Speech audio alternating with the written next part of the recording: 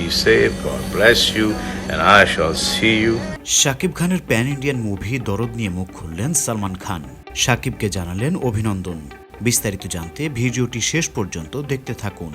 মুক্তির ৩ মাস পর ভারতে মুক্তি পাচ্ছে শাকিব খান অভিনীত দরদ। গত বছরের ১৫ নভেম্বর প্রেক্ষাগৃহে মুক্তি পায় অনন্য মামুন পরিচালিত এ সিনেমা। মুক্তির আগে একাধিকবার নির্মাতা দাবি করেন এটি প্যান ইন্ডিয়ান সিনেমা। বাংলাদেশ তো বটেই, একই দিনে ছবিটি ভারতীয় বিভিন্ন ভাষায় মুক্তি পাবে। তবে বাস্তবে হয়েছে উল্টো। একই দিন তো দূরের কথা, মুক্তির ৩ মাস পর ২৮ ফেব্রুয়ারি ভারতে মুক্তি পাচ্ছে সিনেমাটি। ভারতে মুক্তির খবর জানিয়ে প্রযোজনা প্রতিষ্ঠান এসকে মুভিজ লিখেছে, খেলায় আজ শুধুই ভাব, হবে না কোনো আড়ি, দরদ নিয়ে শাকিব খান আসছে ২৮ ফেব্রুয়ারি। এর আগে জানা গিয়েছিল শাকিব খানকে বলিউড তারকারা অনেকেই বেশ ভালোভাবেই চেনেন। তাদের মধ্যে একজন সালমান খান। দরদ ভারতে মুক্তি পাচ্ছে এই খবর ইতোমধ্যেই চলে গেছে ভাইজানের কাছেও। তাই তো সালমান খান ছোট করে অভিনন্দন জানিয়ে দিলেন শাকিব খানকে।